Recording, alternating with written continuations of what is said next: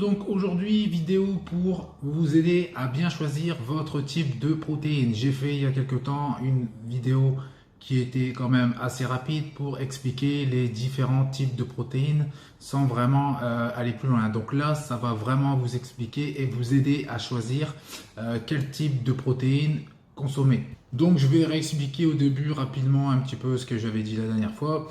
Donc la première des protéines la plus connue, c'est la whey, la protéine à assimilation rapide.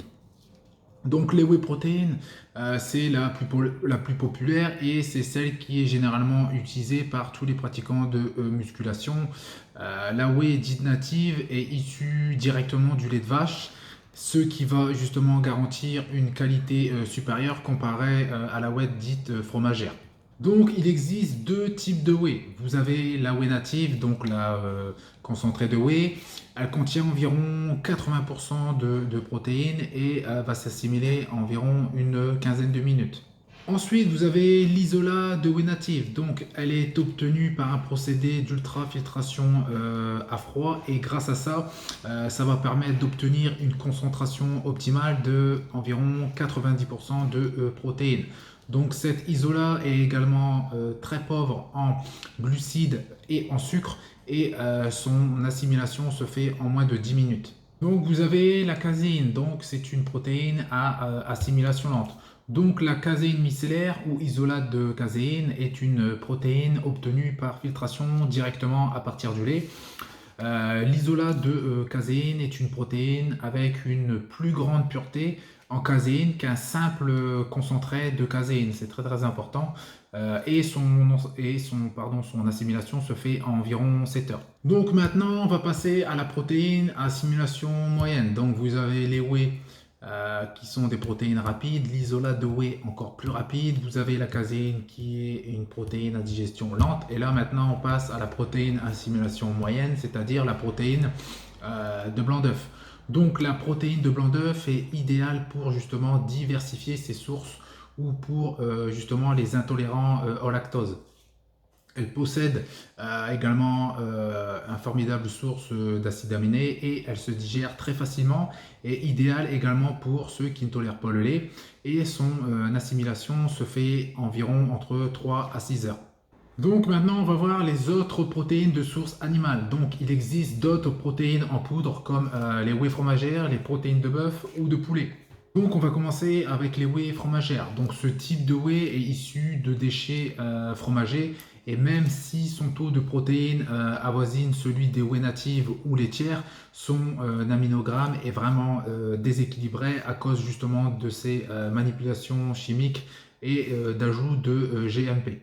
Donc maintenant les protéines de bœuf. Donc ce type de protéine peut paraître séduisant, mais généralement les protéines de bœuf en poudre sont de très très mauvaise qualité.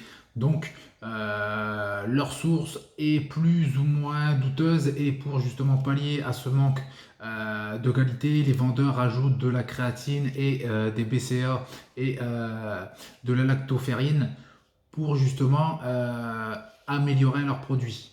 Donc la protéine de poulet, donc ce type de protéine en poudre comme pour la protéine de bœuf est généralement issue de matières premières à bas coût avec des rajouts d'ingrédients justement pour masquer la mauvaise qualité de protéines. Donc en ce qui concerne la protéine de bœuf et de poulet, ce sont vraiment deux compléments à éviter.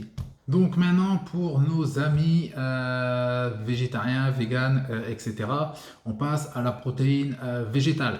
Donc on retrouve généralement dans les protéines végétales des protéines de chanvre, de pois ou de riz.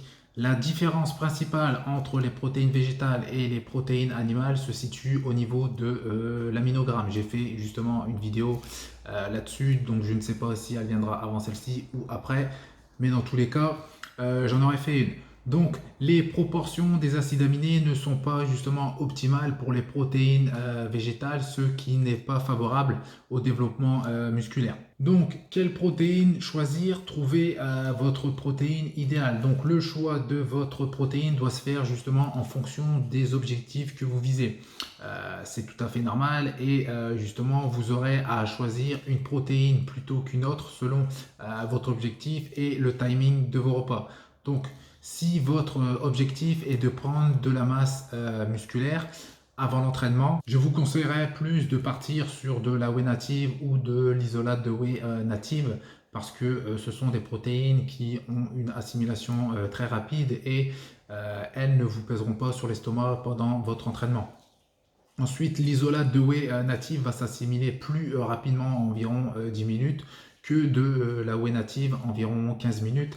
Et grâce à ça, ça va générer moins de travail de la part de l'estomac. Pour une assimilation rapide et une action de fond sur la synthèse des protéines, il peut aussi également être intéressant de prendre une combinaison de whey native et d'isolate de whey native. Et c'est le cas de la muscle whey qui réunit les deux protéines pour un anabolisme puissant. Si vous cherchez une protéine à prendre avant d'aller dormir, ça sera plus une protéine à assimilation lente qui va s'y diffuser entre 6 à 7 heures. Donc la caséine est le choix idéal pour stopper le catabolisme, donc la dégradation musculaire nocturne, et stimuler l'anabolisme durant la nuit, donc ce qui est l'inverse, la fabrication de muscles. Donc si votre objectif est de sécher, donc vous allez vouloir réaliser une sèche, c'est-à-dire vous voulez optimiser votre définition musculaire en perdant du gras sans perdre, ce qui est logique, du muscle. Le but d'une sèche, c'est de garder le maximum de masse musculaire et de perdre l'eau et le gras. Donc justement, cette protéine, en l'occurrence la caséine, va avoir un effet coupe-faim intéressant lors d'un régime. Et de plus, pendant plusieurs heures, elle fournit aux muscles des acides aminés dont ils vont avoir besoin pour se développer. Un mélange de protéines anabolisantes à absorption rapide comme la whey avec une protéine anticatabolisante à absorption lente comme la caséine est recommandé pour une prise de muscle sec. Donc Nutrimuscle a une protéine qui s'appelle la Protimuscle et a un mélange combinant 50% de whey avec 50% de caséine, ce qui est bénéfique pour un objectif de sèche. Donc si votre objectif est de mieux récupérer, vous pouvez vous tourner vers la whey native ou l'isolate de whey après l'entraînement. Ce sont des bons choix justement pour apporter aux muscles de bonnes sources d'acides aminés afin de réparer les fibres musculaires et de stimuler la synthèse musculaire. Vous pouvez vous tourner vers la Muscle Whey qui est un mélange de whey native et de protéines de blanc d'œuf, ce qui va vous permettre justement de mieux récupérer grâce à sa grande source d'acides aminés. Les protéines à choisir selon le timing de vos repas, c'est très important. Si il est bon de connaître justement les protéines à privilégier selon votre objectif sportif, il est également très important et utile de savoir quel type de protéines prendre en fonction du timing de vos repas. Donc on va voir ça en détail. Donc le matin, si vous déjeunez vers 8 heures, vous pouvez prendre une caséine ou une egg protéine qui sont des protéines assimilation lente seulement si vous ne prenez pas de collation en milieu de matinée. Si vous prenez une collation, qu'elle soit liquide ou solide, le matin pour le premier repas, comme je vous ai dit à 8 heures, partez plus sur une isolate de whey. En ce qui concerne le post-training, donc c'est-à-dire après l'entraînement, si vous réalisez votre entraînement environ de 16h à 17h, c'est pas à une demi-heure près, mais c'est juste pour vous donner une petite fourchette. Vous pouvez partir sur du Protimuscle. Donc Protimuscle, pour rappel, c'est 50% de whey, 50% de caséine. Ou partir sur une caséine si vous ne mangez que 4 à 5 heures après votre entraînement. Il est conseillé également de prendre des BCAA en plus de la caséine en post-training justement pour améliorer la synthèse des acides aminés. Par contre, si vous mangez 3 heures après que vous ayez entraîné, ne consommez pas de caséine ou de Protimuscle, partez plus sur une isolate qui est une protéine à assimilation rapide. Même si vous allez la digérer très rapidement, ça fera justement très bien l'affaire pour attendre justement le prochain repas qui vient 2 heures à 3 heures après l'entraînement. Donc vous l'aurez compris, pour bien choisir sa protéine, il faut que vous vous posiez les bonnes questions. Quels sont mes objectifs? Quel est le timing de mes repas? Et il faut connaître justement la différence de vitesse d'absorption des protéines.